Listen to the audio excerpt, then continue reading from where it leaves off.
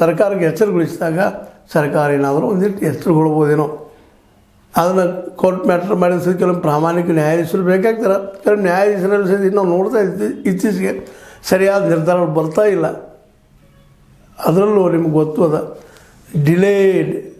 Delayed justice is denied justice ಅಂತ. ಎಷ್ಟು late ಮಾಡ್ತೀರಿ ಅಷ್ಟು ನ್ಯಾಯ ಸತ್ತೋಗ್ಬಿಡ್ತದೆ. ಹಾಗಾಗಿ ಈ ಥರ ಪರಿಸ್ಥಿತಿ ಇವತ್ತು. ಆದರೂ ಹೋರಾಟಗಾರರು ತಮ್ಮ ಹೋರಾಟವನ್ನು ಮಾಡ್ತಾ ಇದ್ದಾರೆ, ಪ್ರಶ್ನೆ ಮಾಡ್ತಾ ಇದ್ದಾರೆ, ಏರ್ಪಾದು ಕೇಳ್ತಾ ಇದ್ದಾರೆ. ಅದರಲ್ಲಿ ಕೆಲವು ಜನ ನಮ್ಮ ಹೊಟ್ಟೆಪಾಡಿಗೆ ಕಾಂಪ್ರಮೈಸು ಆಗ್ತಾ ಇದ್ದಾರೆ.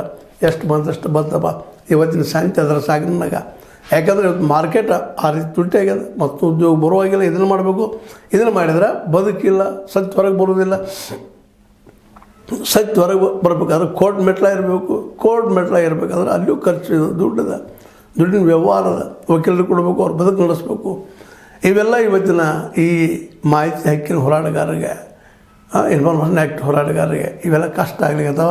ಅದ್ರ ಜೊತೆ ಸರ್ಕಾರಕ್ಕೂ ಇದು ಬೇಡಾಗ್ಯದ, ಇವತ್ತು ಬೇಡಾದ ಕೂಸಾಗ್ಯದ.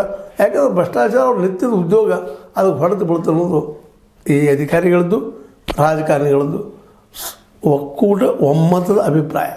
ಅಂದಾಗ ಈ ಮಾಹಿತಿ ಹಕ್ಕು ನಿಜವಾಗಿ ಯಶಸ್ವಿ ಆದೀತಾ ಅನ್ನೋದು ನಾವು ಚರ್ಚೆ ಮಾಡುವಂಥದ್ದು, ಅದಕ್ಕೆ ನೀವು ಉತ್ತರ ಹುಡುಕುವಂಥದ್ದು. ನಾವು ಹೇಳಿದ್ದೀರಿ ನಡೆದ ಸತ್ಯಗಳನ್ನು ನಿಮ್ಮ ಮುಂದೆ ಇಟ್ಟಿದ್ದೀನಿ. ಇದು ನಿಮಗೆ ಲೈಕ್ ಆಗಿರ್ಬೋದು. ಲೈಕ್ ಮಾಡಿ, ಶೇರ್ ಮಾಡಿ, ಕಾಮೆಂಟ್ ಮಾಡೋ ಜೊತೆಗೆ ಸಬ್ಸ್ಕ್ರೈಬ್ ನಿಲ್ಲಿಸಬೇಡ್ರಿ. H60 ನ್ಯೂಸ್ ಅನ್ನೋದು ಸತ್ಯದ ಕೈಗಳಲ್ಲಿ ವಂದನೆಗಳು.